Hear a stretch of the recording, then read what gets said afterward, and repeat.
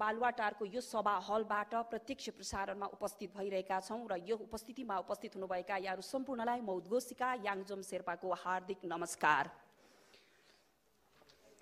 म आसन ग्रहणको क्रमलाई अगाडि बढाउन चाहन्छु र त्योभन्दा अगाडि समाजज्यू यति बेला उपस्थित भइसक्नु भएको छ। आसन ग्रहणको क्रममा माननीय भौतिक पूर्वाधार तथा यातायात मन्त्री बसन्त कुमार नेम्बाङज्यू कृपया डाइसमा म अनुरोध गर्न चाहन्छु र सम्माननीय प्रधानमन्त्रीज्यू यति बेला हलमा प्रवेश गरिसक्नु भएको छ। यहाँलाई म डाइसमा आइदिनु हुनको लागि अनुरोध गर्दै सँगसँगै कृपया प्राविधिकमा रहनुभएका आसन ग्रहणलाई पुनः जोड्ने छु। म राष्ट्रिय गानमा सबैजना सरिक भइदिनु हुनको लागि म हार्दिक अनुरोध गर्न चाहन्छु।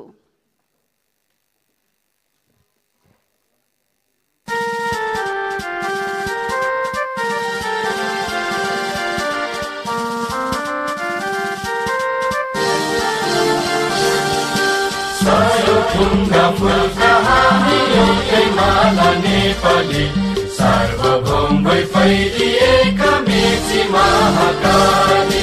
सयौं थुङ्गा फुलका हामी एउटै माला नेपाली सार्वभौमै फैलिएका मेची महाकाली। प्रकृतिका कोटि कोटि सम्पदाको आचल वीरहरूका राजधानी स्वतन्त्र अचल।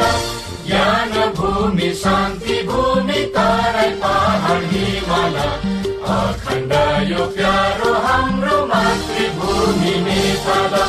बहु जाति भाषा धर्म संस्कृति छन् विशाल अग्रगामी राष्ट्र हाम्रो जय जय नेपाल।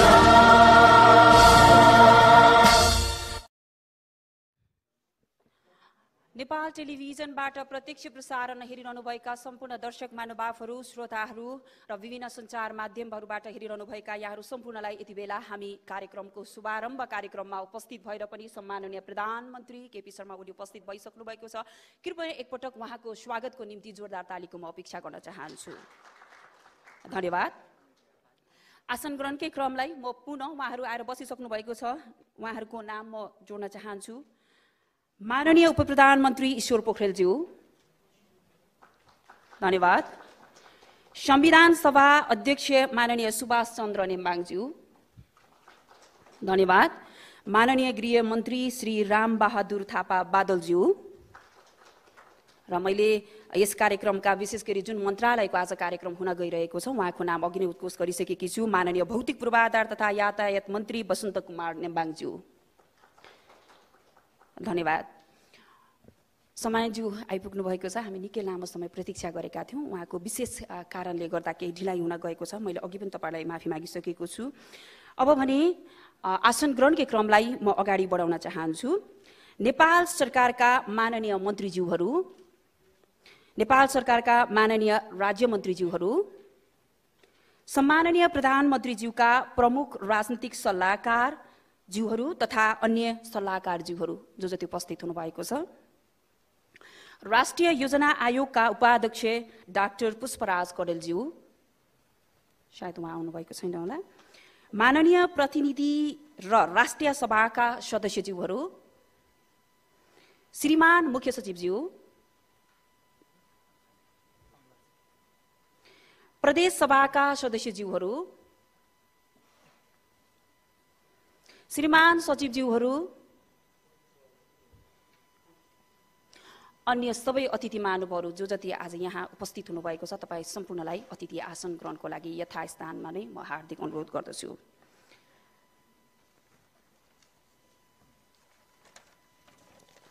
र आजको यस कार्यक्रमको विषयमा भौतिक पूर्वाधार तथा यातायात मन्त्रालयका मन्त्रीज्यूले नै विस्तृत रूपमा जानकारी गराउनुहुनेछ। त्यसैले हाम्रो कार्यक्रम अत्यन्तै छोटो रहेको छ र यसै क्रममा आजको यस शुभारम्भ कार्यक्रममा सहभागी हुनुभएका तपाईँ सम्पूर्णलाई स्वागत गरिदिनु हुनको लागि, स्वागत मन्तव्य राखिदिनु हुनको लागि माननीय भौतिक पूर्वाधार तथा यातायात मन्त्री बसन्त कुमार नेम्बाङज्यूलाई म हार्दिक अनुरोध गर्न चाहन्छु।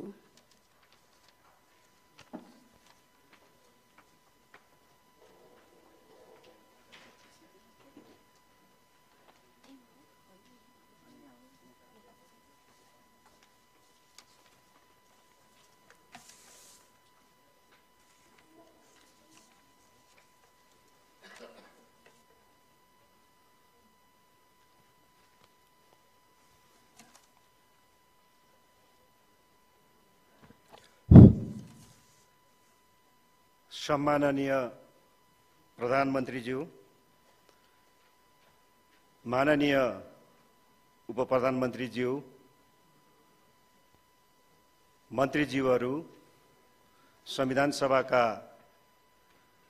अध्यक्षज्यू, राज्य मन्त्रीज्यूहरू, राष्ट्रिय योजना आयोगका उपाध्यक्षज्यू, दुवै सदनका संघीय सांसदज्यूहरू,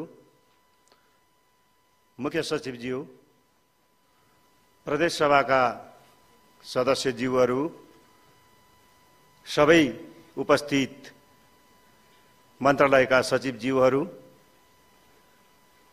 र यस कार्यक्रममा सहभागी भइराख्नुभएका विभिन्न मन्त्रालयका सरोकार मित्रहरू, आज मुलुकमा एउटा पूर्वाधारको क्षेत्रमा सडक अन्तर्गत सडक निर्माणको एउटा नयाँ चरणको अभियानको कार्यक्रमको शुभारम्भ, थालनी, घोषणा गर्ने कार्यक्रममा हाम्रो निम्तालाई स्वीकारेर सम्माननीय प्रधानमन्त्रीज्यू लगायत सबै महानुभावहरू उपस्थित हुनुभएको छ। म मन्त्रालयको तर्फबाट हार्दिक स्वागत गर्न चाहन्छु, कृतज्ञता व्यक्त गर्न चाहन्छु। नेपालको संविधान 2072ले संघीयता कार्यान्वयन गर्ने सन्दर्भमा, त्यसका अनुसूचीका बाँडफाँड गर्ने सन्दर्भमा सङ्घ अन्तर्गत संघीय मन्त्रालय र यसका सडक विभाग अन्तर्गत यसले हेर्ने 80वटा राजमार्गहरू यसका क्षेत्राधिकारभित्र तोकेको कुराहरू विदितै छ।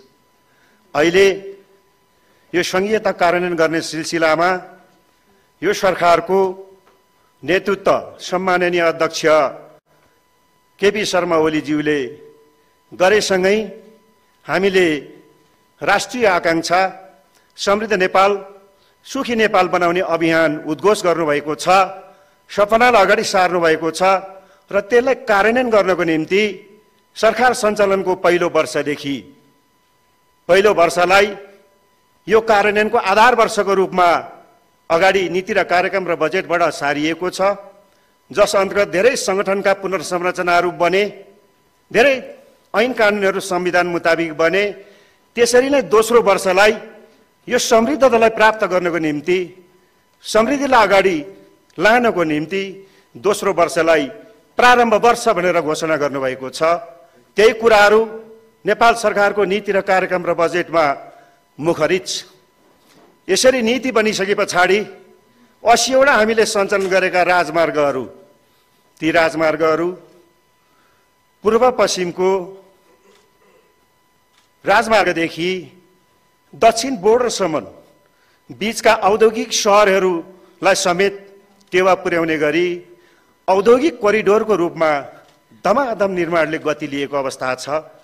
पूर्व पश्चिम राजमार्गलाई 2 लेनबाट 4 लेनको स्तर उन्नति गर्दै, 4 लेन मात्रै होइन, ठाउँ ठाउँमा 6 लेन 8 लेनको समेत पनि वृद्धि गर्दै निर्माण कार्यले यो पूर्वाधारको कामहरू तीव्र ढङ्गले अगाडि बढेको कुराहरू हामीले देखेका छौँ। त्यसरी नै उत्तरी क्षेत्रतिर उत्तर दक्षिण राजमार्गहरूलाई, ती 80वटा राजमार्गमध्ये भित्र सरकारले आफ्नो नीति र कार्यक्रम र पूर्वाधारको तीव्र गति दिने सन्दर्भमा नीतिगत र त्यसको बजेटको व्यवस्थापन गरिकन परम्परागत ढङ्गले मात्रै होइन, छिटो छरितो ढङ्गले त्यो निर्माणको कामहरू अगाडि बढेको अवस्था छ। यसो भएको हुनाले राष्ट्रिय सडक सञ्जाल जो संघीय मन्त्रालय अन्तर्गत हो, त्यो तीव्र ढङ्गले अगाडि बढेको कुराहरू सर्वविदितै छ। हामीले अलिक पछाडि फर्केर हेऱ्यौँ भने यो सम्माननीय प्रधानमन्त्री केपी शर्मा ओलीज्यूले नेतृत्व गरेर थालनी गर्नु पूर्व यो सरकारको पूर्व अवस्थालाई फर्केर हेऱ्यौँ भने हामीले देख्न सक्छौँ त्यो बेला वर्षमा दर्जनौं पनि कालापत्रे सडकहरू बनेनन्। एक आर्थिक वर्षमा दर्जनौं पनि के भन्दाखेरि सडक पुलहरू निर्माण हुन सकेनन्। अहिले यसले तीव्र गति लिएको छ। त्यो समृद्धिलाई प्राप्त गर्नको निम्ति धमाधम सडक निर्माण होस्, पुल निर्माण होस्, भौतिक पूर्वाधार क्षेत्र अन्तर्गत चाहे त्यो रेल बाटा निर्माण हुन्, तीव्र गतिले अगाडि बढेको कुराहरू हामीले देखेका छौँ। ती बाटाहरू 2 लेनको मात्रै होइन, 4 लेनको मात्रै होइन, 6 लेनका 8 लेनका समेत बाटाहरू बन्न थालेको छ। र यो गति तीव्र भइकन अहिले हामीले हेऱ्यौँ भने 3500 सङ्घीय सडक विभाग अन्तर्गत मात्र मैले यहाँनिर कुराहरू राख्न चाहिराखेका छु। 3512 किलोमिटर कालोपत्रे 6 लेनसम्मका बाटाहरू बनिसकेका छन्। 3300 किलोमिटर ग्राभेल सडक स्तर उन्नति बाटाहरू मुलुकमा निर्माण भइसकेका छन्। त्यतिकै ढङ्गले नयाँ ट्र्याक डबल लेनभन्दा बढीका ट्र्याकहरू 1686 किलोमिटरभन्दा बढी बनेका छन्।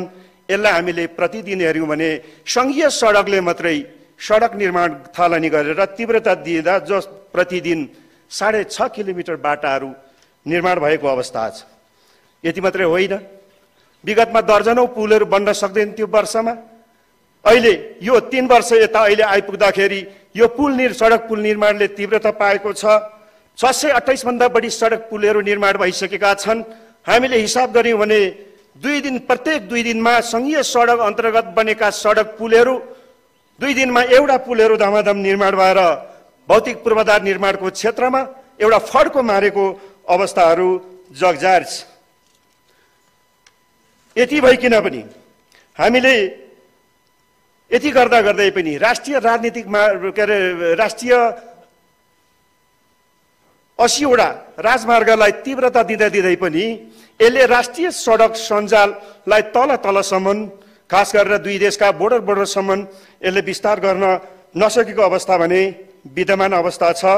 त्यसो भएको हुनाले राष्ट्रिय राजमार्गको निर्माण सञ्चालन सँगसँगै हामीले प्रदेशको राजधानी जोड्ने, जिल्ला सदरमुकाम जोड्ने, पर्यटकीय हिसाबले महत्त्व रहेका ठाउँहरू र एक निर्वाचन क्षेत्रबाट अर्को निर्वाचन जोड्ने र एउटा जिल्लाबाट अर्को जिल्ला जोड्न र राष्ट्रिय राजमार्गले प्रदेशद्वारा सञ्चालन हुने राजमार्गले स्थानीय तहद्वारा निर्माण गर्ने राजमार्गले समेट्न नसकेका कुराहरू रणनीतिक बाटो मार्फत हामीले सुरुवात गर्न आज सम्माननीय प्रधानमन्त्रीज्यूको बाहुलीबाट यस कार्यक्रमको घोषणा शुभारम्भ गर्न हामीहरू अगाडि गइरहेका छौँ।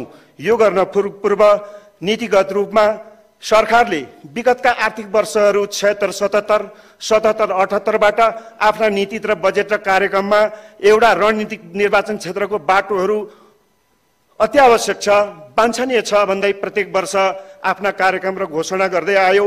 यस आर्थिक वर्षमा पनि बजेट सम्मको विनियोजन भयो। त्यसो भएको हुनाले यो रणनीतिक बाटोको आवश्यकतालाई महसुस गरेर अहिले भर्खरैको मन्त्री परिषदको बैठकबाट एउटा यसलाई सुव्यवस्थित ढङ्गले यो रणनीतिक महत्त्वको बाटोलाई मुलुकमा निर्माण गरेर व्यवस्थित ढङ्गले 3 वर्षभित्र सम्पन्न गर्नको निम्ति एउटा निर्वाचन क्षेत्र रणनीतिक सडक मापदण्ड 2077 समेत मन्त्री परिषदबाट पारित भइसके पछाडि यसका निश्चित क्राइटेरियाहरू छन्, निश्चित यसका आधारहरू छन्, निश्चित मापदण्डहरू छन्, निश्चित समय सीमाहरू छन्। सबैलाई व्यवस्थित गर्नको निम्ति मन्त्री परिषदले मापदण्ड पारित गरिसके पछाडि 165 वटा निर्वाचन क्षेत्रका रणनीतिक बाटोहरू त्यसका निश्चित छान्ने आधारबाट छानिसके पछाडि यसको रकमको व्यवस्थापन गरिसके पछाडि अर्थ मन्त्रालयमा LMBSमा समावेश भइकन अगाडि बढिसके पछाडि आज ती छानिएका 165 निर्वाचन क्षेत्रका 165 वटा रणनीतिक बाटाहरूको शुभारम्भ, त्यो कार्यक्रमको शुभारम्भ घोषणा आज हुने कार्यक्रममा हामी अगाडि गएका छौँ। योबाट लाभान्वित हुने सबै त्यस भेगका दाजुभाइ दिदीबहिनीहरूलाई मन्त्रालयको तर्फबाट बधाई दिन चाहन्छु र यो महत्त्वपूर्ण कार्यक्रम जसले राष्ट्रिय सडक सञ्जालमा 2210 थप 2 लेनको कालोपत्रे 3 वर्षभित्र वृद्धि गर्छ र हाम्रो चाहिँ आधारशिलाहरू हाम्रो कनेक्टिभिटीलाई अगाडि बढाउँछ। यस्तो महत्त्वपूर्ण कार्यक्रममा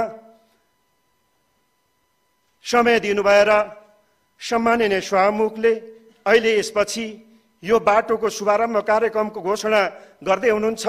म मन्त्रालयको तर्फबाट सम्माननीय प्रधानमन्त्री श्री केपी शर्मा ओलीज्यूलाई हार्दिक कृतज्ञता समेत व्यक्त गर्न चाहन्छु, चढाउन चाहन्छु र स्वागत गर्न चाहन्छु।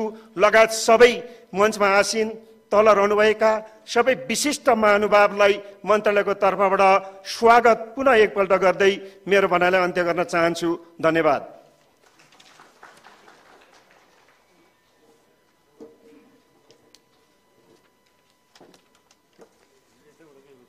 हार्दिक धन्यवाद प्रकट गर्न चाहन्छौँ। भौतिक पूर्वाधार तथा यातायात मन्त्रालय अन्तर्गतको हुन गइरहेको यो शुभारम्भ कार्यक्रमका मान्य मन्त्रीज्यू वसन्त कुमार नेम्बाङज्यूलाई आफ्नो विस्तृत कार्यक्रमको विषयमा र के हुन लागिरहेको छ भन्ने विषयमा जानकारी गराउनुभएकोमा एकपटक पुनः हामी धन्यवाद प्रकट गर्न चाहन्छौँ।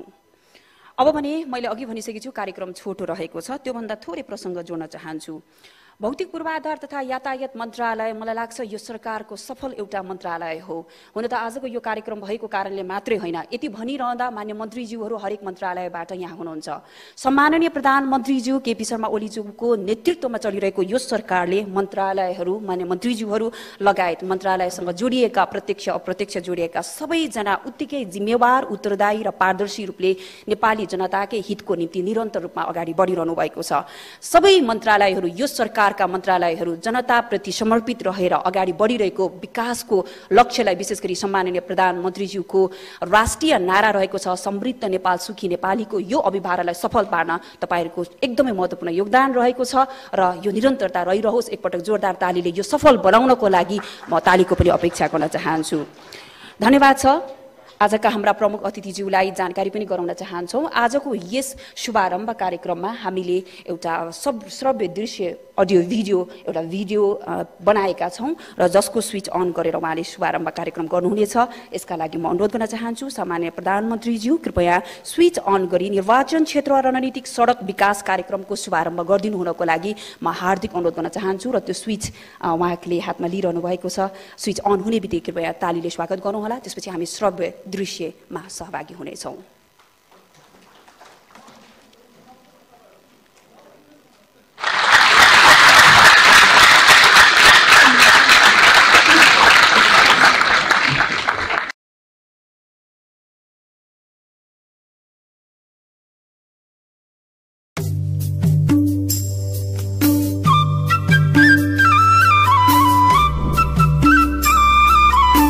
नेपालको संविधान 2072 भाग 8 संघीय व्यवस्थापिका धारा 84 मा प्रतिनिधि सभा गठन क मा नेपाललाई भूगोल र जनसंख्याको आधारमा 165 निर्वाचन क्षेत्र रहने व्यवस्था गरिएको छ।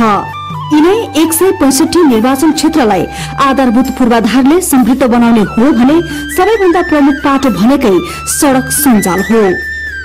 वर्तमान संघीय सरकारको क्षेत्राधिकारभित्र 80वटा राष्ट्रिय राजमार्ग निर्माण, सञ्चालन, मर्मत सम्हाल र व्यवस्थापन गर्ने जिम्मेवारी रहेको छ। आम नेपालीको आर्थिक, सामाजिक, सांस्कृतिक जीवनस्तरमा बढोत्तरी गर्ने हो भने सडक यातायात पहुँच पहिलो आवश्यकता हो।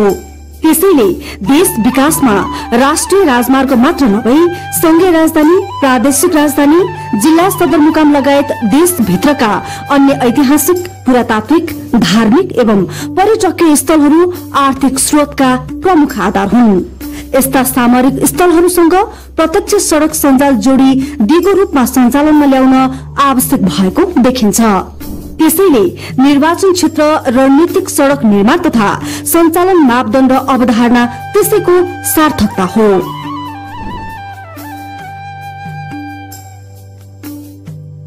देश विकासमा महत्वपूर्ण टेवा पुर्याउने सडकहरूको निर्माण विकास साथै यस प्रकारको महत्व बोकेको सडकहरूको एकीकृत रूपमा विकास गर्ने निर्वाचन क्षेत्र रणनीतिक सडक मापदण्डको मुख्य लक्ष्य रहेको छ।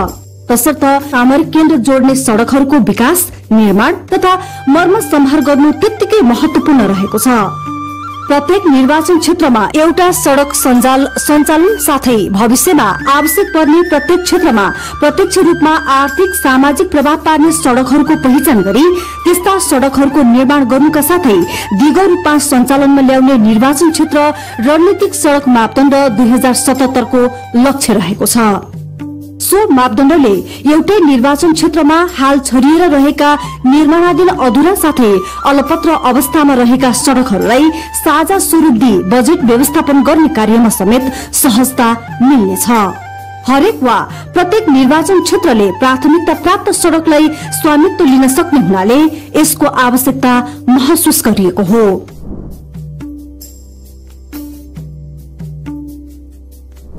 निम्न उल्लेखित आधारमा सम्बन्धित निर्वाचित संघीय सांसदले आफ्नो निर्वाचन क्षेत्रको एक सडक पहिचान गरी भौतिक पूर्वाधार तथा यातायात मन्त्रालयमा अनुरोध गर्नुपर्नेछ। क आर्थिक सामाजिक विकास कृषि तथा औद्योगिक विकासमा टेवा दिने सडक। ख राष्ट्रिय राजमार्गसँग जोडिएर सडक सञ्जालको क्षमता वृद्धि गर्ने सडक। ग अन्तर्राष्ट्रिय सीमानासँग जोडिएका सडकसँग जोडिने निर्वाचन क्षेत्रभित्रको सडक। घ उत्तर दक्षिण सडक सञ्जालको खण्डको रूपमा टेवा पुर्याउने निर्वाचन क्षेत्रभित्रको सडक। न हरेक जिल्लाका एक निर्वाचन क्षेत्रबाट अर्को निर्वाचन क्षेत्रमा जोड्ने रणनीतिक सडक। च निर्वाचन क्षेत्रबाट जिल्ला सदरमुकाम जोड्ने रणनीतिक सडक। छ निर्वाचन क्षेत्रभित्रको अन्य महत्त्वपूर्ण सडक। यसरी पहिचान गर्दा निर्माणाधीन अधुरा अलपत्र तथा रुग्ण सडकलाई विशेष ध्यान केन्द्रित गर्न उपयुक्त हुनेछ।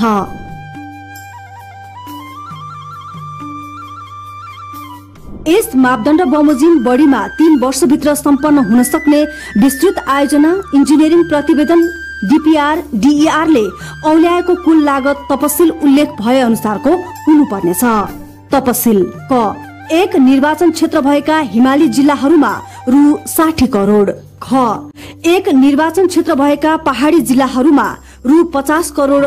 ग 2 निर्वाचन क्षेत्र भएका 21 जिल्लाहरूमा रु 40 करोड प्रति निर्वाचन क्षेत्र। घ 3 निर्वाचन क्षेत्र वा बढी भएका 20 जिल्लाहरूमा रु 25 करोड प्रति निर्वाचन क्षेत्र। न काठमाडौँ जिल्ला प्रति निर्वाचन क्षेत्र रु 20 करोड। यसरी यो कार्यक्रम अन्तर्गत 165 वटै निर्वाचन क्षेत्रमा अन्दाजी 2210 किलोमिटर सडक कालोपत्र स्तरमा निर्माण हुनेछ र सोको लागत अन्दाजी 57 अर्ब 10 करोड रुपियाँ हुने अनुमान गरिएको छ। यस निर्वाचन क्षेत्र रणनीतिक सडक निर्माण तथा सञ्चालन मापदण्ड 2077 ले देशका प्रत्येक निर्वाचन क्षेत्रभित्रका वर्तमान संघ प्रदेश तथा स्थानीय तहबाट कार्यान्वयन र छनौट हुन नसकेका सडकहरूलाई निर्वाचन रणनीतिक सडक विकास कार्यक्रम अन्तर्गत निर्माण गरिनेछ। यसरी निर्माण गरिएको आधारभूत भौतिक संरचनाले गर्दा नेपाल सरकारको समृद्ध नेपाल सुखी नेपाली भन्ने नारालाई साकार बनाउने सुनिश्चित देखिन्छ।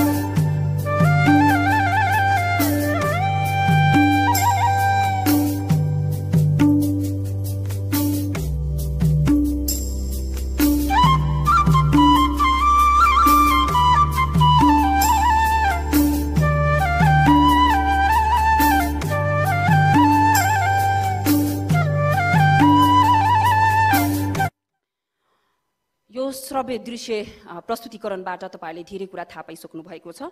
सँगसँगै यो मन्त्रालयले निर्वाचन क्षेत्र रणनीतिक सडक निर्माण तथा सञ्चालन मापदण्ड 2067 भनेर तपाईहरुको 2077 भनेर तपाईहरुको साथमै रहेको छ। यो तपाईले अध्ययन गर्न सक्नुहुनेछ। मलाई लाग्छ आज माननीय ज्यूहरुको लागि अत्यन्तै खुशीको दिन पनि रहेको छ जब मान्य भइसक्नुहुन्छ आफ्नो जिल्ला टोल छिमेक र स्थानीय सबैजनाले हाम्रा लागि के विकास गर्यो भन्ने प्रश्नको लागि यो भौतिक पूर्वाधार यातायात मन्त्रालय अन्तर्गतको यो तपाईहरुको लागि राम्रो जनताको लागि एउटा उपहार हो। यो सफल रहोस् शुभकामना दिन चाहन्छु। अघि हाम्रा सम्बन्धित मन्त्रालयका मन्त्रीज्यूले पनि जोड्नु भयो र यो सरकारले गरेको कामहरुमा केही कुरा जोड्न चाहन्छु। हुन त प्रत्यक्ष प्रसारणमा हेरिरहनु भएका दर्शक महानुभाव तपाईलाई पनि थाहा छ मेलम्ची हिजो मात्रै धमाधम यति बेला मेलम्चीको पानी आएर हामीले पिइरहेका छौं। यहाँ बसोबास गर्ने राजधानीमा बसोबास गर्नेले मेलम्चीको पानी पिइरहनु भएको छ। यो हाम्रो लागि गर्वको कुरा हो। त्यसैगरी धरहरा पनि अन्तिम चरणमा पुगिसकेको छ। सँगसँगै रानी पोखरी पनि हामीले देखिसकेका छौँ। नेपालको आफ्नै रेल पनि सुरुवात हुँदैछ। त्यसैगरी नेपाल सुरुङ युगमा प्रवेश गरेको छ। नागढुङ्गा लगभग 1 किलोमिटर प्रवेश पुरा भइसकेको छ। यो पनि हाम्रो लागि अत्यन्तै गर्वको विषय रहेको छ। हुलाकी र मध्य पहाडी राजमार्ग सम्पन्न हुने चरणमा रहेको छ भने थुप्रै व्यापारिक मार्गहरू 4 लेनबाट 6 लेनमा पनि स्तरोन्नति भइरहेका छन् र अन्तर्राष्ट्रिय सीमासँग जोड्ने उत्तर दक्षिण कोरिडोर सडकहरू पनि द्रुत गतिमा निर्माण हुँदै नै छ। र महत्त्वपूर्ण कुरा जोड्न चाहन्छु, विदेशमा जाँदा देखिने गरिएको सिग्नेचर ब्रिजहरू हामी देख्ने गर्छौँ, जुन ब्रिज पनि नेपालमा विभिन्न ठाउँमा यहाँ चाहिँ नयाँ बानेश्वरमा बनिरहेको यस्तै सिग्नेचर ब्रिजहरू पनि निरन्तर रूपमा अगाडि बढ्ने प्रक्रियामा रहेको छ। र देशका विभिन्न ठाउँमा जोडिएका विशेष गरी सम्माननीयज्यूले बोल्नुभएको प्रविधिमय नेपाल बनाउनुपर्छ भन्ने विषयलाई पनि यातायात मन्त्रालय अन्तर्गत तपाईँ हामीलाई थाहा छ कोभिड-19 कोरोना भाइरसले हाम्रो जीवनमा कति धेरै असर परिरहेको छ। त्यसैले प्रविधिमय नेपाल बनाउनको लागि पनि यो मन्त्रालय उत्तिकै जिम्मेवार भएर अगाडि बढिरहेको छ। यति भन्दै अब भने म कार्यक्रमको लगभग हामी अन्त्यतिर आइसकेका छौँ र यसै क्रममा आजका हाम्रा यस कार्यक्रमका प्रमुख अतिथिज्यू सम्माननीय प्रधानमन्त्री केपी शर्मा ओलीज्यूलाई शुभकामना सहित निर्देशनात्मक मन्तव्य राखिदिनु हुनको लागि म हार्दिक अनुरोध गर्दछु।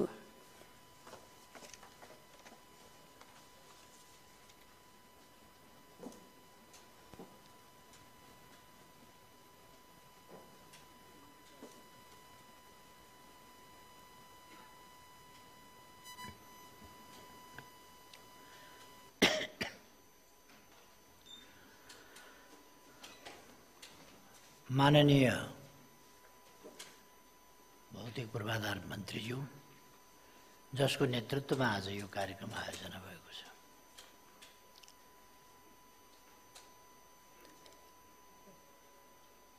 संविधान सभा अध्यक्ष गृहमन्त्रीज्यू लगायत सम्पूर्ण माननीय मन्त्रीज्यूहरू, माननीय ज्यूहरू र विशिष्ट महानुभावहरू र सम्पूर्ण सहभागी साथीहरू र यस कार्यक्रममा 165 निर्वाचन क्षेत्रबाट भर्चुअल माध्यमबाट जोडिनुभएका र यस कार्यक्रमलाई विभिन्न सञ्चार माध्यमहरूबाट प्रत्यक्ष रूपमा अवलोकन गरिरहनुभएका सम्पूर्ण दिदीबहिनी तथा दाजुभाइहरू, आज फेरि हामीले अर्को एउटा धेरै महत्त्वपूर्ण पूर्वाधार विकासको क्षेत्रमा र खास गरी पूर्वाधारमा पनि सडक पुल जस्ता पूर्वाधार, जसको देशको सामाजिक र आर्थिक जनजीवन र विकाससँग प्रत्यक्ष र ज्यादै महत्त्वपूर्ण सम्बन्ध रहेको छ। त्यस्तो कार्यको हामीले प्रारम्भ गरेका छौँ। यति बेला म खुसी व्यक्त गर्न चाहन्छु। यो कार्यक्रम 57 अरब 10 करोडको लागतमा 3 वर्षभित्र अर्थात् 80 सालभित्र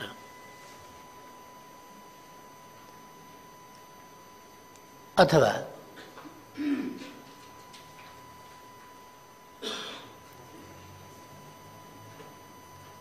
लगभग यो कति 80-81 आर्थिक वर्ष पर्छ क्या हो, त्यसको प्रारम्भमा सकिने गरी हामी सुरु गरिरहेका छौँ र यसले कमसेकम डबल लेनको 2 लेनको जस्तो अघि हामीले विभिन्न सडकहरू कस्तो कस्तो हुन्छ, कुन कुन मापदण्डमा पर्छ भनेर पनि हेऱ्यौँ। त्यस्ता सडकहरू हामी 2210 किलोमिटर कालोपत्र गर्दैछौँ। कि अन्तर्जिल्ला जोड्छ त्यसले, कि सदरमुकामसँग जोड्छ, कि हाइवेसँग जोड्छ अथवा त्यसले रणनीतिक महत्त्व राख्छ। त्यस्ता सडकहरू 165वटा सडकको हामीले भर्खरै शिलान्यास गऱ्यौँ र 3 वर्षभित्र ती पुरा हुँदैछ। म यस कार्यलाई तीव्रताका साथ अगाडि बढाउन र भनिएको समयभित्र गुणस्तरीय काम सम्पन्न भएको हेर्न चाहन्छु। जनताको चाहना पनि त्यही हुन्छ। हाम्रा कार्यक्रमहरू प्राय समयमा सम्पन्न नहुने गरेका छन्। त्यस स्थितिलाई हामीले अन्त्य गर्नुपर्दछ। पुँजीगत खर्च नहुने गरेको छ। हाम्रो कार्यक्षमतामा गम्भीर न्यूनता देखिएको छ। हाम्रो कार्य तदारुकतामा कमी देखिएको छ। त्यसकारण हामीले यो तत्परतामा पनि वृद्धि गर्नुपर्नेछ र हाम्रो कार्य सम्पादन क्षमता त्यसमा पनि वृद्धि गर्नुपर्नेछ र समयमा पुँजीगत खर्च गरेर आयोजनाहरू समयमै वा सोभन्दा अगावै तर गुणस्तरीयतामा कम्प्रोमाइज हुन सक्दैन। त्यसमा कुनै सम्झौता हुन सक्दैन। गुणस्तरीय हुनुपर्दछ। र म सम्बन्धित मन्त्रालय र विभागलाई र अरू सम्बन्धित सबै सरकारवालाहरूलाई आग्रह गर्न चाहन्छु कि यसको रेखदेख गरौँ, काममा डिस्टर्ब नगरौँ। हामीले हाम्रा कुनै निकायले कुनै संस्थाले पनि केही काम गर्दा जिम्मेवार भएर गर्नुपर्छ। हामीले एउटा काम रोक्ने आदेश दियौँ भने त्यसले के काममा असर पार्दछ, कति समय असर पार्दछ, त्यसले कार्य सम्पादन गर्ने समयलाई कति पर धकेल्छ र त्यो काम सम्पन्न हुन कति पछि मात्रै सक्छ, त्यसको सम्पूर्ण तत्कालको प्रत्यक्ष आर्थिक क्षति र परोक्ष ढङ्गले भन्ने हो भने त्यसबाट प्रकट हुने विकासको गतिमा पार्ने प्रतिकूल असर, यो सबै कुराहरूलाई हामीले ध्यान दिनुपर्छ। चाहे हाम्रा संसदीय समिति हुन्, संसदीय समितिले अन्धाधुन्ध ढङ्गले एउटा समितिले पनि बोलाएको छ, छानबिन गरेको छ, अर्काले पनि आदेश गरेको छ, अर्कोले पनि आदेश गरेको छ। त्यसैमा अनेक समितिले छानबिन गर्छ, अनेक समितिले बोलाउँछ, अनेक समितिले आदेश दिन्छ र काम हुनभन्दा पहिले नै यो तरिकालाई पनि हामीले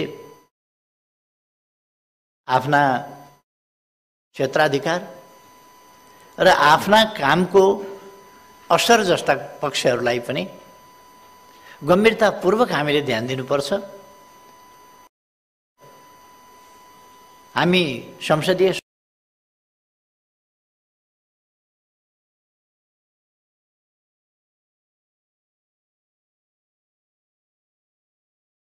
नबनाऊ, पुल नबनाऊ भनेर आदेश त दिन्छौँ, त्यसको असर के हुन्छ, अर्थतन्त्रमा असर के हुन्छ?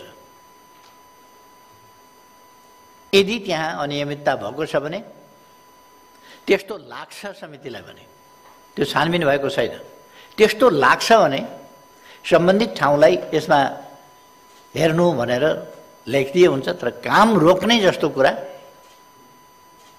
अरबौँको एउटा आयोजना, अझ अरबौँको मात्रै होइन केही खरबको आयोजना, त्यस्तो आयोजना रोकेर फेरि गर्दा त्यसका लागि त्यसले पार्ने असर र परिणामहरू हेर्नुपर्छ। त्यसकारण हामीले काममा, मैले भन्न खोजेको कुरो के हो भने हामीले काममा कुनै प्रतिकूल असर पर्न दिनु हुँदैन। विकास निर्माणका कामहरूमा प्रतिकूल असर पर्न दिनु हुँदैन। चाहे हामी रोक्ने आदेश दिउँ, चाहे स्थगन आदेश दिउँ, राज्यका अधिकार प्राप्त निकायले पनि स्थगन आदेश दिने, तर त्यो स्थगन आदेशले गर्दा रोकिएको कुरा त्यसको असर के छ र त्यो स्थगन आदेश दिने हो भने त्यसको सकेसम्म छिटो निरूपण गर्ने, सकेसम्म विकास निर्माणका काम चालू राखेर छानबिन गर्ने जस्ता कुराहरू हुनुपर्ने, यतातिर म सबैको ध्यान आकर्षण गराउन चाहन्छु। किनभने विकास सरकारको मात्रै सरकारको होइन, राज्यका सबै अङ्ग, सबै निकाय र सबै तह, सबै सङ्घ संस्था सबैको यो साझा सरकारको विषय हो। एकपल्ट रोकिएपछि त्यो कति समयसम्म रोकिरहन्छ, फेरि काम गर्ने मान्छेहरूमा पनि उत्साह हुँदैन, त्यो भोलि बिसरी कहानी हुन्छ। अनि यस्तै कुराहरूले लम्बिँदै आयोजनाहरू गएपछि त्यसप्रतिको विश्वास मान्छेको हराउँदै जान्छ। विकास निर्माणप्रति हामी अत्यन्त जिम्मेवारीपूर्ण ढङ्गले सोच्नु पर्दछ र त्यसलाई अगाडि बढ्ने कुरामा व्यवधान नपुग्ने गरी कदम चाल्नु पर्दछ। कुनै पनि कदम त्यसको बिचमा छानबिन हुनुपर्छ भने छानबिन हुँदै गर्छ, काम पनि हुँदै गर्छ। दोषी कोही पाइयो भने दोष अनुसारको दण्डको भागी हुन्छ। तर विकास निर्माणको काममा अवरोध भयो भने त्यसले स्वाभाविक रूपमा बहुआयामिक क्षति पुर्याउँछ। भर्खरै हामीले माननीय भौतिक योजना तथा पूर्वाधार मन्त्री वसन्त नेमाङजीबाट सुन्यौँ। यसबीचमा कति बाटाहरू निर्माण भएका छन्, कसरी निर्माण भएका छन्।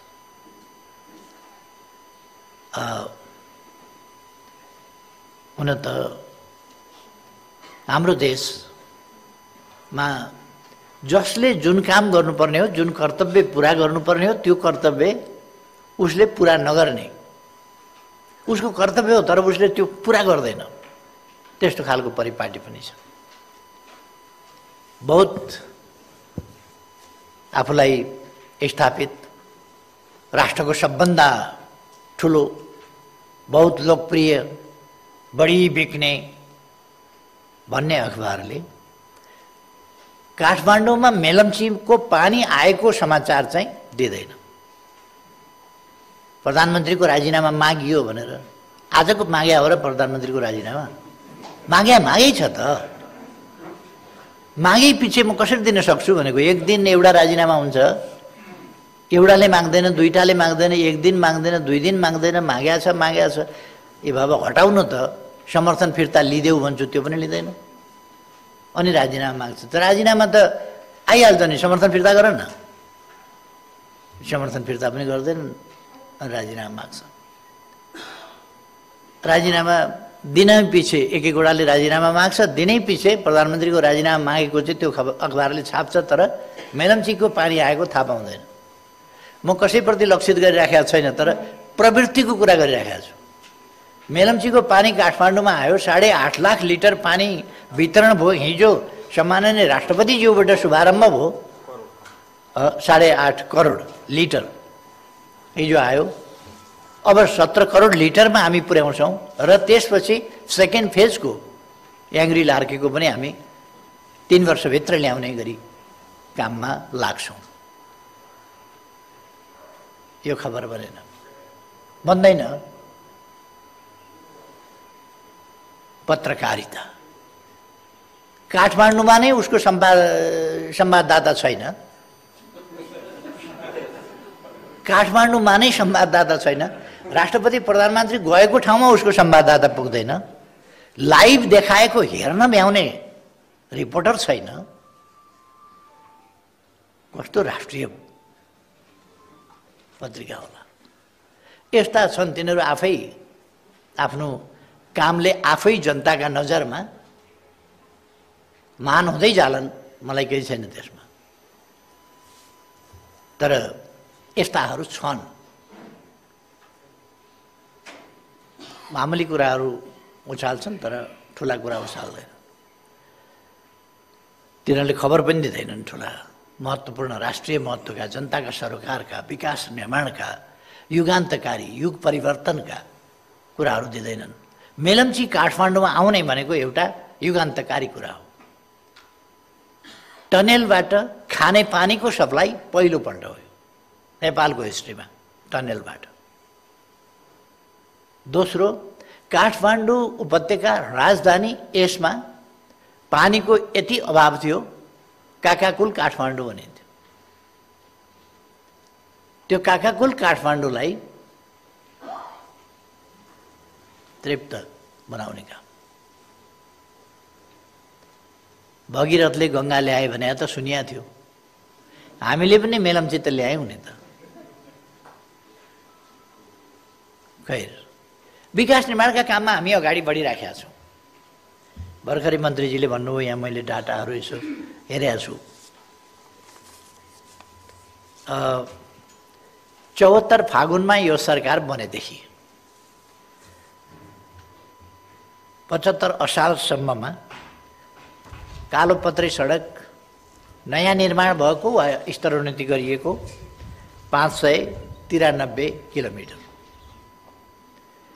75 श्रावणदेखि 76 असारसम्म 988 किलोमिटर, 76 श्रावणदेखि 77 आषाढ मसान्तसम्म 1081 किलोमिटर, 77 श्रावणदेखि 77 फागुन महिनासम्म 850 किलोमिटर।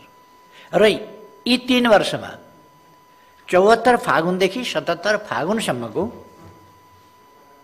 कालोपत्री सडक निर्माण वा स्तरोन्नति यो 3512 किलोमिटर। 3 वर्षमा यो 3512 किलोमिटर सडक कालोपत्र र सिंगल लाइन होइन, कमसेकम डबल लाइन गरिएको छ। ग्राभल सडकको स्तरोन्नति गर्दाखेरि 74-75 मात्रै भन्छु मैले, 676 किलोमिटर, 75-76मा 1363 किलोमिटर, 76देखि 77 757 किलोमिटर, 77 श्रावणदेखि फागुनसम्म 504 किलोमिटर, 3300 किलोमिटर अर्को ग्राभल स्तरको सडक निर्माण भएका छन्। माटे र ट्र्याक निर्माण कार्य सडक, माटे सडक र ट्र्याक निर्माणको काम 74-75मा 597 किलोमिटर, 75-76मा 440 किलोमिटर, 76-77मा 365 किलोमिटर र 77 साउनदेखि फागुनसम्म 284 किलोमिटर गरेर 1686 किलोमिटर ट्र्याक खोल्ने अथवा माटे सडक निर्माण गर्ने काम भएको छ। हामीले भर्खरै मात्रै पनि ती श्रव्य दृश्य उसमा हेऱ्यौँ। त्यसै गरेर पुल निर्माणको हिसाबमा पनि 74-75मा 46वटा सडक पुलहरू, पक्की पुलहरू निर्माण भएका छन्। 75-76मा 243वटा सडक पुलहरू निर्माण भएका छन्। 76-77मा 210वटा सडक पुलहरू निर्माण भएका छन्। 77 साउनदेखि फागुनसम्म 129वटा बनेका छन् र सडक पुलहरू, पक्की पुलहरू अहिले 628वटा, यस 3 वर्षमा 628वटा पुलहरू बनेका छन्। 2 लेनसम्मको कालोपत्री सडक निर्माण अथवा स्तरोन्नतिको हेर्दा 3418 किलोमिटर बनेको छ। 4 देखि 6 लेनसम्मको कालोपत्री सडक निर्माण र स्तरोन्नति चाहिँ 94 किलोमिटर। यो 4 लेन 6 लेनको सडक 94 किलोमिटर भएको छ। यसरी 628वटा सडक पुल, यसमा झोलुङ्गे पुल आदि इत्यादि परेका छैनन्, त्यो तिनीको बेग्लै हिसाब छ। तसर्थ काम यत्रो भएको छ, सडक यति धेरै, कालोपत्री मात्रै 3512 किलोमिटर सडक यस बीचमा निर्माण भएको छ। 3300 किलोमिटर ग्राभेल भएको छ। 1686 माटे सडक र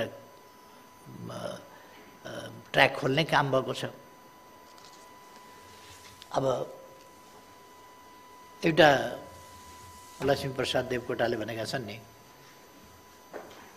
दर्शन किन्तु कहीँ दिँदैन चर्म चक्षुले कानमा। आँखा छ तर आँखा भएर के गर्ने, नदेख्न खोजेपछि केही पनि भएको देख्दैन, सिनको भाँचिएको देख्दैन केही मान्छेहरू। र अत्यन्तै विषाक्त राजनीति, समाजलाई विषाक्त बनाउने र भाँड्ने प्रयास केही मान्छेहरूले गरिराखेका छन्। अहिले यो सरकारले नेवार संस्कृति खत्तम पार्न खोज्यो अरे, सभ्यता खत्तम पार्न खोज्यो अरे, बाटो विस्तारका नाउँमा समाप्त पार्यो अरे, संस्कृति नै खत्तम पार्न लागेको छ। त्यसकारण नेवारहरू उठ्नु पर्यो। यहाँ त फाँसीवाद आइसक्यो, यहाँ अधिनायकवाद, यहाँ तानाशाही आइसक्यो। यस्तो केही मान्छेहरू बोल्छन्, यी कामको चर्चा गर्दैनन्।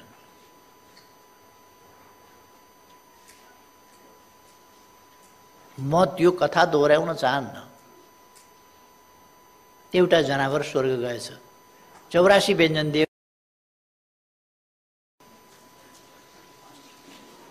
नखाइकन पल्ला छेउ पुग्यो। योभन्दा बढी म भन्न चाहन्न। भेटेन खाने कुरा। अब केहीको यो मनोदशा मनोवृत्ति देखेर आश्चर्य लाग्छ। यो देश त हामी सबैको हो, हामी सबैको देश हो। हामी सब कति बेर को कहाँ छ भन्ने कुरा होइन। र अहिलेको सरकार देश बनाउने कुरामा समृद्ध नेपाल, सुखी नेपालीको उद्देश्य लिएर यसलाई जनताको सपना, जनताको आकांक्षा र यसलाई राष्ट्रिय आकांक्षाको रूपमा समृद्ध नेपाल र सुखी नेपाली, यहाँ हामी आज 165 वटा बाटाको एकैचोटि शिलान्यास गर्यौं। 57 अरब 10 करोडको बजेट सुनिश्चित गरेर, स्रोत सुनिश्चित गरेर 3 वर्षमा बहुवर्षीय आयोजनाको रूपमा 3 वर्षमा सक्ने गरी, किन त्यो तुरन्त सकिँदैन, त्यो 3 वर्ष लाग्छ। त्यसकारण 3 वर्षमा सक्ने गरी। तर हामीले आज यो काम यहाँ चर्चा गरिराखेका छौँ, सडकको चर्चा गरिराखेका छौँ। तर यस्तो कामहरू सडकको क्षेत्रमा मात्रै होइन नि, हामीले शिक्षाको क्षेत्रमा पनि त्यसै गरी प्रगति गरेका छौँ, स्वास्थ्यको क्षेत्रमा त्यसै गरी प्रगति गरेका छौँ। अस्ति एकै दिन 309 वटा अस्पतालहरू शिलान्यास गर्यौँ। अरू विभिन्न कामहरू हामी उद्घाटन गरिराखेका छौँ कि शिलान्यास गरिराखेका छौँ। कोही कम्प्लिट गरिसक्यौँ, हामीले उद्घाटन गरेका छौँ। यो कृषि क्षेत्रमा हामीले त्यसै गरेका छौँ, उद्योगको क्षेत्रमा त्यसै गरी गरेका छौँ।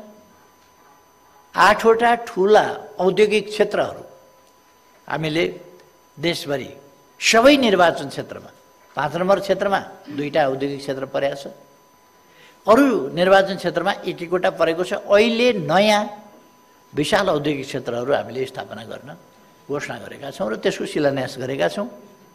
अस्ति भर्खर फागुन 10 गतेदेखि 16 गतेसम्म एक ठाउँ, 8औँ चाहिँ हामीले फागुनको 21 वा 22 गते एउटा मोतीपुरमा चाहिँ अन्तिममा गऱ्यौँ, जहाँ विकास विरोधी तत्त्वहरूले त्यसलाई बिथोल्न खोजे, ढुङ्गामुढा गर्न खोजे, वितण्डा मचाउन खोजे, विकास पनि गर्न पाइन्छ भनेर व्यवधान गर्न खोजे। तर पनि हामीले अगाडि बढायौँ र हामी विकासका कामहरूलाई अगाडि बढाउँछौँ। हामीले औद्योगिक ग्रामहरू हरेक पालिकाहरूमा औद्योगिक ग्राम त्यो बनाउने विचार गरेका छौँ। हामीले केही कुराहरू सिस्टमेटाइज गर्न जरुरी छ। केही मान्यजीहरूले आफ्ना निर्वाचन क्षेत्रका कुरा उठाउनु भएको छ। सहरभित्र नहुनु पर्ने प्रकारका उद्योगहरू भए, प्रदूषणकारी उद्योगहरू भए, त्यस्ता प्रदूषणकारी उद्योगहरूलाई सहरभन्दा बाहिर लगियोस् र सहरबाट सहरलाई स्वच्छ राखियोस्, जनजीवनलाई स्वच्छ हावा, स्वच्छ वातावरण उपलब्ध गराइयोस् भन्ने आवाज उठाउनु भएको छ। त्यो हामीले सुनेका छौँ, हाम्रो ध्यान पनि गएको छ र त्यतापट्टि हामी हेरिरहेका छौँ कि त्यसमा के गर्न सकिन्छ भन्ने कुरा। यस्तो पक्षहरूमा पनि हामीले ध्यान दिनुपर्दछ। विकास गरिरहँदा हामी वातावरणको पक्ष, यी सबै पक्षहरू पनि, प्रदूषण नियन्त्रणको पक्ष, स्वच्छ ध्वनि प्रदूषण नहोस्, धुवाँ प्रदूषण नहोस्, धुलो प्रदूषण नहोस्, अरू मेटल वा अरू केमिकल प्रदूषण नहोस्, विभिन्न प्रकारका प्रदूषणहरू नहुन्। जनताले एउटाको व्यवसायका लागि अरू धेरै जनताले प्रदूषणको अनावश्यक ढङ्गले अनुचित ढङ्गले मार सहन नपरोस् भन्ने कुरामा पनि हामी सजग छौँ। त्यसकारण साना ठुला उद्योगहरू स्थापना गर्दा यो वातावरणीय मूल्याङ्कन अर्को झमेलाको विषय छ। त्यसले कति धकेल्छ पछाडि आयोजनाहरूलाई। त्यसकारण त्यो वातावरणीय मूल्याङ्कनका नाममा पनि विलम्ब हुनु भएन र वातावरणीय पक्षमा कस्तो स्थानमा, कस्तो आबादी भएका ठाउँमा, आबादी कस्तो उद्योग, आबादीभन्दा कति टाढा कस्तो उद्योग, त्यसले कति प्रदूषण अथवा प्रतिकूल असर पार्छ, त्यो कुराहरू कसरी हामी व्यवस्था गर्न सक्छौँ भनेर हामीले इजाजत दिँदा कुन ठाउँका लागि के उद्योगको कसरी इजाजत, त्यो पनि हामीले हेर्नुपर्ने हुन्छ। यतापट्टि पनि हाम्रो ध्यान गएको छ र हामी पर्यटनका क्षेत्रहरूमा त्यसै गरी ध्यान दिइरहेका छौँ। यो कोभिड-19ले गर्दा सबभन्दा बढी प्रतिकूल असर परेको पर्यटन क्षेत्र, होटल व्यवसाय, किन मान्छे बाहिरी जान नपाएपछि को आएर होटलमा बस्दिन्छ। त्यसकारण होटल व्यवसाय, पर्यटन क्षेत्र आदि कुराहरू यसमा गम्भीर रूपमा प्रतिकूल असर परेको छ। यस्ता प्रतिकूलतालाई चिर्दै हामीले अर्थतन्त्रलाई धेरै गिर्न दिएका छैनौँ र हामीले रोगको नियन्त्रण, रोकथाम र नियन्त्रण गर्ने कुरा, परीक्षण र उपचार गर्ने कुरा र अब तत्सम्बन्धमा खोपको व्यवस्था निःशुल्क ढङ्गले, यी सबै कुराहरू निःशुल्क गरिराखेका छौँ हामी। त्यसर्थ मैले हिजो पनि एउटा कार्यक्रममा बोल्दा भनेको थिएँ, हामी निःशुल्क परीक्षण गराउँछौँ, हामी निःशुल्क उपचार गराउँछौँ, हामी निःशुल्क खोप दिलाउँछौँ। अनि बिमा चाहिँ फेरि किन? यो हामीले हचपचमा गरेको काम, त्यसलाई सच्याउनु पर्दछ, रोक्नु पर्दछ र अनावश्यक कामहरू गर्न हुँदैन। त्यसकारण यो कतिवटा कुराहरू चाहिँ अनावश्यक पनि भएको छ, अलिक हचपचमा पनि भएको छ। एकैचोटि महामारीले आइलाग्दाखेरि समाजलाई कसरी बचाउने र समाजको मनोविज्ञान कसरी गिर्न नदिने, समाजको आत्मबल कसरी सुरक्षित राख्ने भन्ने कुरामा ध्यान दिँदा केही त्यस्ता कुराहरू पनि भएका छन्। त्यसलाई हामीले सच्याएर जानुपर्छ। आगामी दिनका लागि त्यो हामीलाई एउटा शिक्षा पनि हुन्छ कि हामी यस्ता कुराहरूबाट हौसिने पनि होइन, आत्तिने पनि होइन। यो एकदमै संयमित र सन्तुलित ढङ्गले अगाडि बढ्नुपर्छ भन्ने कुरा हो। जे होस्, हामी समृद्ध नेपाल, सुखी नेपाली निर्माण गर्ने अभियानमा, त्यस सङ्कल्पलाई लिएर त्यसलाई प्राप्त गर्ने बाटोमा योजनाबद्ध ढङ्गले, सङ्गठित ढङ्गले र गतिसाथ अगाडि बढिरहेका छौँ र यसका निम्ति हामीले विविध क्षेत्रहरूमा, राजनीतिक, आर्थिक, सामाजिक, सांस्कृतिक अनेक क्षेत्रहरूमा हामीले अगाडि बढ्नु छ, कामहरूलाई अगाडि बढाउनु छ, परिवर्तनलाई, सकारात्मक परिवर्तनलाई तीव्रताका साथ हासिल गर्नु छ। यस दिशामा सरकार लागिरहेको छ। हामी के उद्घाटन गरिरहेका छौँ काम सकिएर, जस्तो हिजो मेलम्चीको पानीको उद्घाटन गऱ्यौँ। आज 365वटा रणनीतिक बाटाहरूको शिलान्यास गरिरहेका छौँ, शुभारम्भ गरिरहेका छौँ। 165 बाटाहरूको हामी शुभारम्भ गरिरहेका छौँ। अर्थात् हामी लगातार अगाडि बढिरहेका छौँ। हामी ठुला ठुला युगान्तकारी परिवर्तनकारी योजनाहरूको साथ अघि भर्खर हामीले एकपल्ट स्मरण गऱ्यौँ कि हामी टनेल एरामा प्रवेश गरेका छौँ र नागढुङ्गा नौबिसे टनेल मार्ग नेपालमा यो नयाँ प्रविधि, नयाँ तरिका। हामीले सिँचाइका लागि बेरी बबईबाट बोरिङ मेसिनबाट हामीले टनेल बनाउने, त्यसको गत वर्ष नै हामीले, गत वर्षभन्दा पनि अलिक बढी भइसक्यो, टनेल ब्रेक थ्रो गरेर निर्माण कार्यलाई अगाडि बढाइरहेका छौँ। अर्को पानी र विद्युत टनेलबाटै ल्याउने, पानी र विद्युत पनि उत्पादन गर्ने, सिँचाइ पनि गर्ने सुनकोशी मरिन डाइभर्सन हामीले अस्ति भर्खर शिलान्यास गऱ्यौँ। र सुनकोशी मरिन डाइभर्सन, त्यसबाट 31 मेगावाट विद्युत पनि निस्किन्छ र 185 बिघा 1,85,000 बिघा जमिन, 1,85,000 बिघा जमिन बारामा, रौतहटमा, सिराहामा, महोत्तरीमा र धनुषामा गरेर 1,85,000 बिघा जमिन, 1,22,000 हेक्टर जमिनको सिँचाइ, त्यो पनि हामी गर्छौँ। यो पनि टनेल प्रविधिबाटै यो पानी ल्याउने हो। सुनकोशी मरिनको पानी छिटै किन हामी गर्न सक्छौँ भने यसमा हामीले यो मेसिनको प्रविधिबाट टनेल बनाउँछौँ। यही कुरा हामीले बाटोमा पनि, खानेपानीमा, यो मेलम्ची खानेपानी बेग्लै प्रविधिबाट बनायौँ। हामीले यो बोरिङ मेसिन प्रयोग गर्न पाएका थिएनौँ त्यस बेला। अब हामीले बेरी बबईबाट सिँचाइको, यो खानेपानीको थियो, खानेपानीको पनि बोरिङ मेसिनबाट गर्न सकिन्थ्यो, टनेल बोरिङ मेसिनबाट गर्न सकिन्थ्यो यसलाई पनि। तर त्यस बेला जति बेला यो भनौँ त्यस बेलासम्म त्यो प्रविधि त्यसरी विकास नभइसकेको र त्यसको प्रयोग नभइसकेका हुनाले हामीले यसलाई फरक ढङ्गले अगाडि बढायौँ।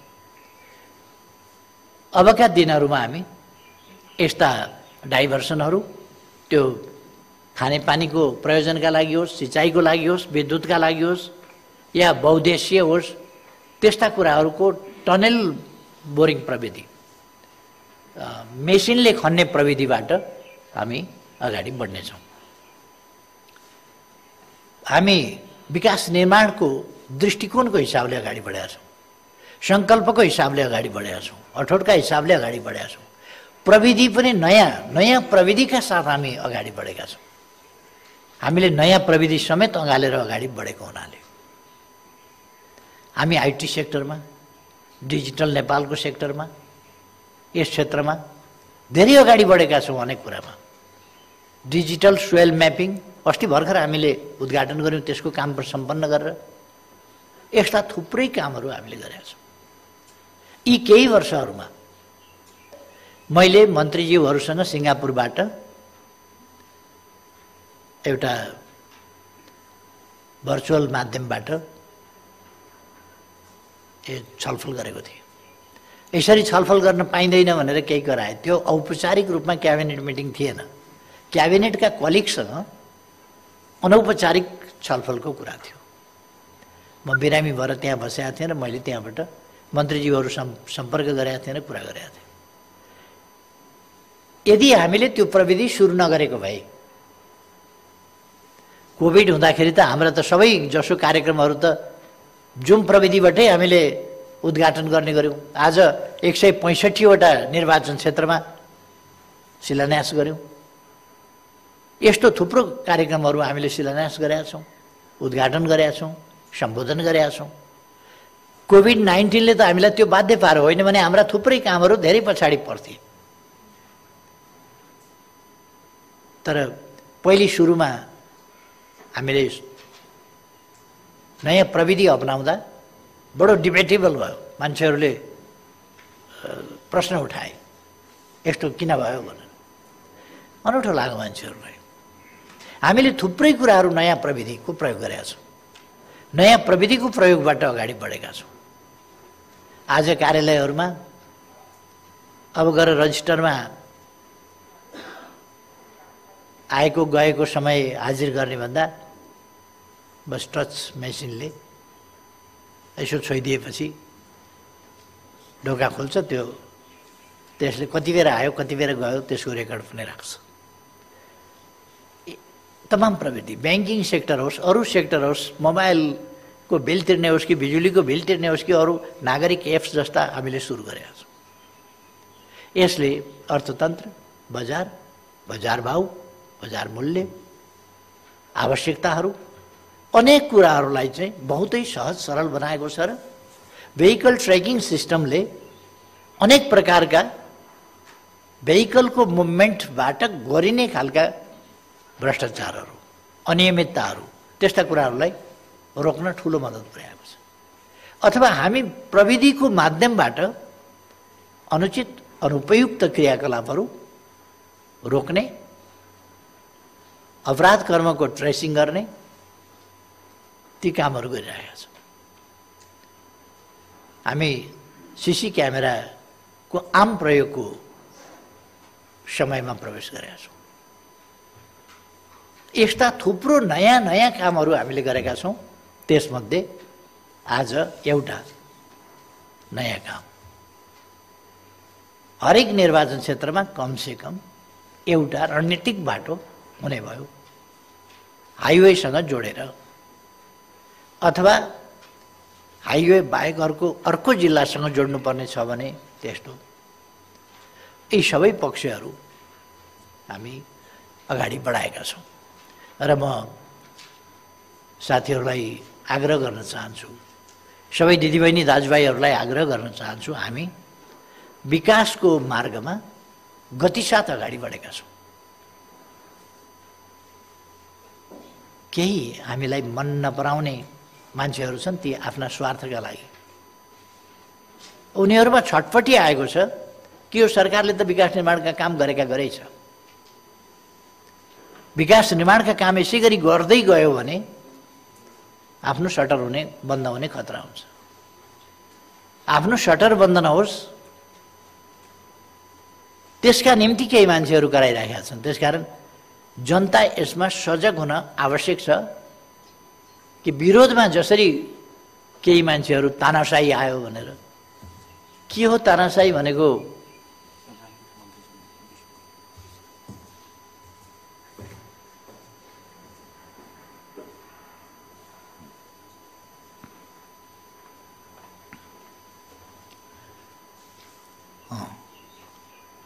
यसरी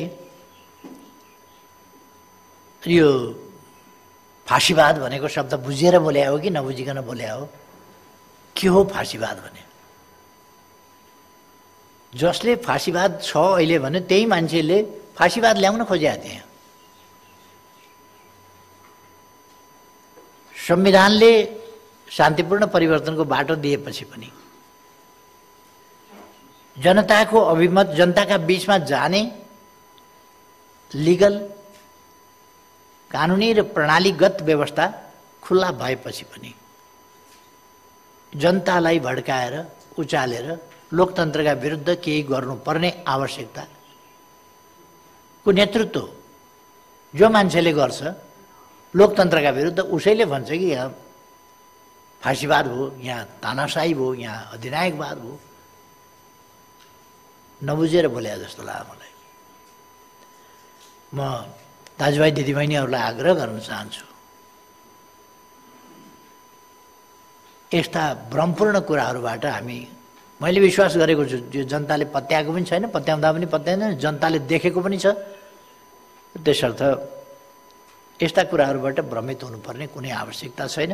हाम्रो ध्यान विकासमा हुनुपर्दछ, हाम्रो ध्यान अग्रगामी परिवर्तनमा हुनुपर्छ, जनतालाई अधिकार सम्पन्न बनाउने कुरामा हुनुपर्छ, जनतालाई अधिकारसम्म पुग्ने अवसर उपलब्ध गराउने कुरासँग हुनुपर्दछ हाम्रो ध्यान देशको हित र स्वाभिमान तलमाथि नपर्ने, त्यसको रक्षा हुने कुरामा हुनुपर्दछ।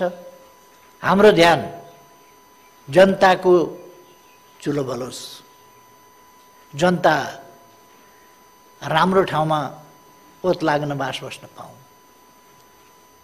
जनताले मौसम अनुसार आवश्यकता अनुसारको वस्त्र लाउन पाऊँ, कमसेकम कपडा जुत्ता त लाउन पाऊँ, जनताले छोराछोरी पढाउन सकुन्, राम्रो गुणस्तरीय शिक्षा आफ्ना बालबालिकालाई दिन सकुन्, बिमारी हुँदा स्वास्थ्य उपचार गर्न सकुन्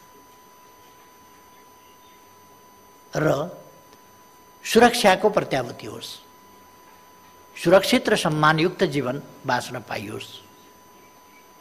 हाम्रो ध्यान त्यता छ। सामाजिक न्याय र समानता होस्, कोही बढी अधिकार सम्पन्न कोही कम अधिकार सम्पन्न नहोस्, सबैले समान अधिकार प्राप्त गरून्। हाम्रो ध्यान त्यतापट्टि छ र हाम्रो ध्यान त्यसै कुरामा केन्द्रित छ र हुनुपर्दछ।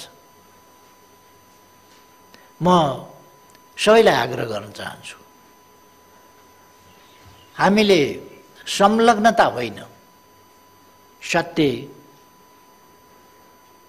प्रति निष्ठा साथ अगाडि बढ्नुपर्छ।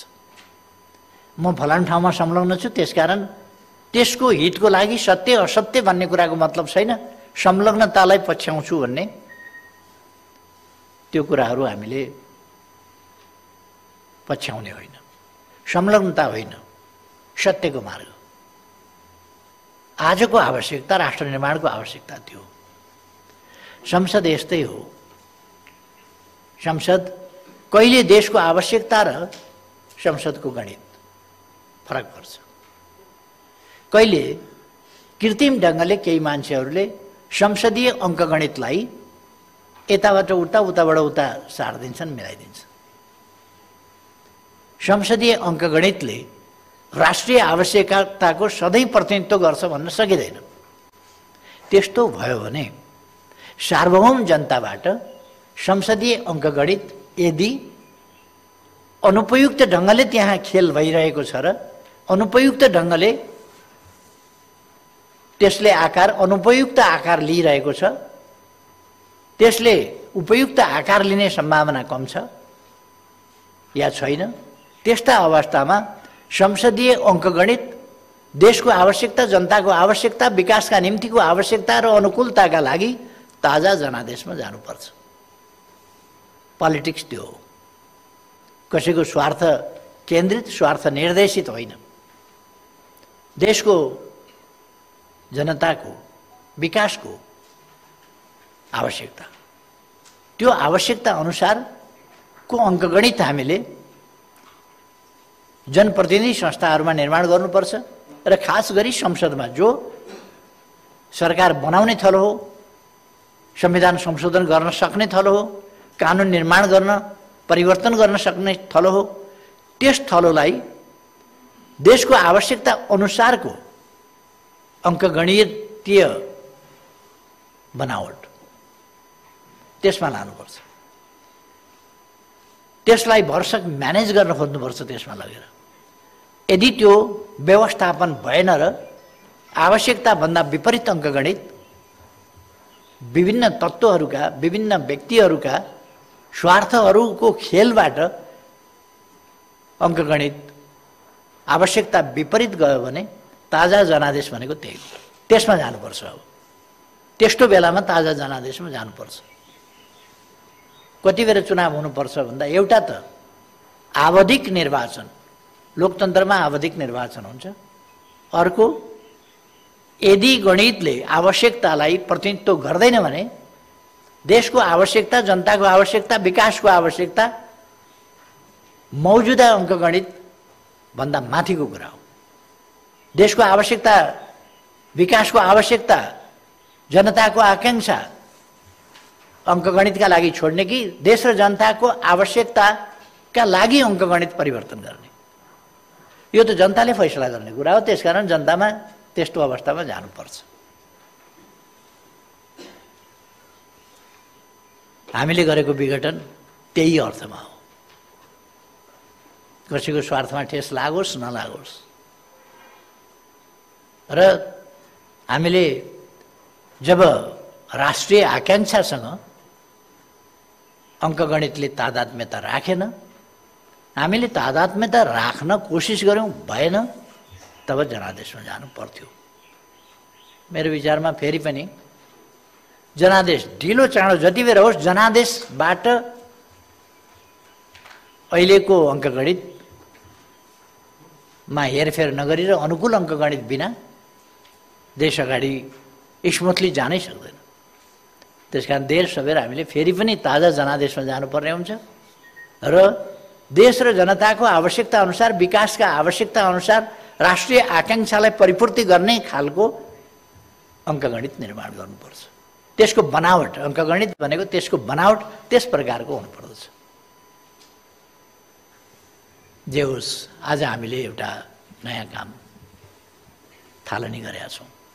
यस अवसरमा यस कामको समयमै सम्पन्नताको लागि म सबैमा आफ्ना ठाउँबाट सकारात्मक योगदान पुगोस् भन्ने अपेक्षा गर्दछु। सबैलाई आफ्ना ठाउँबाट सकारात्मक योगदान पुर्याउन आग्रह पनि गर्छु। साथीहरू जो यहाँ उपस्थित हुनुहुन्छ र भर्चुअल माध्यमबाट विभिन्न ठाउँमा सहभागी हुनुहुन्छ र विभिन्न सञ्चार माध्यमबाट जो यस कार्यक्रमको अवलोकन गरिरहनु भएको छ, सबैमा धेरै धेरै आभार व्यक्त गर्न चाहन्छु, धन्यवाद भन्न चाहन्छु र सबैमा धेरै धेरै शुभकामना भन्न चाहन्छु। र यस कार्यक्रमको आयोजनाका लागि भौतिक पूर्वाधार विकास मन्त्रालय, माननीय मन्त्रीज्यू, सचिवज्यू लगायत सबैलाई पनि धेरै धेरै धन्यवाद भन्न चाहन्छु। धन्यवाद। हार्दिक धन्यवाद प्रकट गर्न चाहन्छौँ सम्माननीय प्रधानमन्त्री केपी शर्मा ओलीज्यूलाई। निर्वाचन क्षेत्र रणनीतिक सडक विकास कार्यक्रमको शुभारम्भको पनि अन्त्यमा आइसकेका छौँ। हामी समापनमै पुगिसकेका छौँ। एकजना हाम्रो मन्त्रालयका सचिवज्यूको समापन र धन्यवादको मन्तव्य रहनेछ। त्योभन्दा अगाडि म केही धन्यवाद दिन चाहन्छु। आज माननीय ज्यूहरू भर्चुअल जुममा पनि जोडिरहनु भएको छ। जो जति जोडिरहनु भएको छ, यहाँहरूलाई अन्त्यमा भए पनि स्वागत गर्न चाहन्छौँ। र हामीलाई प्रत्यक्ष प्रसारणबाट हेरिरहनु भएका, नेपाल टेलिभिजनबाट हेरिरहनु भएका सम्पूर्ण दर्शक महानुभावहरू, त्यसै गरी सञ्चारकर्मीज्यूहरू, पत्रकारज्यूहरूले सहयोग गर्नुभएको छ। म केही नाम लिन चाहन्छु। AP1 टेलिभिजनबाट हुनुहुन्छ, न्युज एजेन्सी नेपालबाट, नेपाल लाइभबाट प्रत्यक्ष प्रसारण भइरहेको छ, केन्द्रबिन्दु टेलिभिजनबाट, त्यसै गरी जनता टाइम्सबाट, e Kantipur, Nepal press, reporters Nepal, देखापडी, गोर्खापत्र अनलाइन, त्यसै गरी विभिन्न सञ्चार माध्यमहरूबाट लगभग 7 लाख दर्शकहरूले यति बेला प्रत्यक्ष प्रसारणमा जोडिरहनु भएको छ। यहाँहरूलाई सम्पूर्णलाई हार्दिक आभार प्रकट गर्दै हामीलाई यो कार्यक्रम समापन गर्न, शुभारम्भ कार्यक्रम गर्नको लागि सहयोग गर्नुहुने, प्रत्यक्ष अप्रत्यक्ष सहयोग गर्नुहुने सम्माननीय प्रधानमन्त्रीज्यूका सचिवालयका सम्पूर्ण लगायत जो जति उपस्थित हुनुभएको छ, सहयोगका लागि हार्दिक आभार प्रकट गर्न चाहन्छौँ। र यसरी 165 वटा सडकको शुभारम्भ कार्यक्रम जति हर्षोल्लासका साथ भएको छ, यो साँच्चीकै पूरा रहोस्। तपाईहरूको उत्तिकै महत्त्वपूर्ण योगदान रहिरहनेछ। यो सरकार सफल बनाउनको लागि तपाईहरूको योगदानको उच्च कदर गर्दै, यहाँहरूलाई पुनः अनुरोध गर्दै सफल सरकार रहोस् भन्ने विषयमा सम्माननीयज्यूले धेरै कुराहरू डाटा नै बोलिसक्नु भएको छ। भौतिक पूर्वाधार मन्त्रालय अन्तर्गतको, यातायात मन्त्रालय अन्तर्गतको डाटा नै बोलिसक्नु भएको छ। नभएको कुरा त भन्ने होइन, भएकै कुरा भनिएको हो। तसर्थ यो मन्त्रालयलाई सफल बनाउनको लागि सहयोग गर्नुहुने लगायत यो सरकारलाई सहयोग गर्नुहुने तपाईँ सम्पूर्ण दर्शक महानुभावहरूलाई पनि हार्दिक धन्यवाद प्रकट गर्दै आजको यस कार्यक्रम सञ्चालन गर्नको लागि मलाई उद्घोषिकाको रूपमा अवसर दिनुभएकोमा यो सरकार, भौतिक पूर्वाधार तथा यातायात मन्त्रालयका मन्त्रीज्यू लगायत मन्त्रालयका सचिवज्यू लगायत सबैजनालाई हार्दिक आभार प्रकट गर्दै कार्यक्रम सञ्चालनको क्रममा कुनै गल्ती भए माफी माग्दै समृद्ध नेपाल सुखी नेपालीको साझा राष्ट्रिय अभियानलाई सबैजना मिलेर पूरा गरौँ भन्ने सोच राख्दै म उद्घोषिका याङजम शेर्पा भने तपाईहरूबाट बिदा माग्न चाहन्छु। बिदा माग्नुभन्दा अगाडि धन्यवाद सहित कार्यक्रम समापन को मन्तव्य राखिदिनु हुनको लागि भौतिक पूर्वाधार तथा यातायात मन्त्रालयका सचिव हुनुहुन्छ रविन्द्रनाथ श्रेष्ठज्यूलाई यहाँ आमन्त्रण गर्दै म उद्घोषिका याङजम भने तपाईहरूबाट अहिलेलाई बिदा माग्न चाहन्छु। दर्शक महानुभावहरूलाई पुनः म हार्दिक धन्यवाद प्रकट गर्न चाहन्छु। धन्यवाद।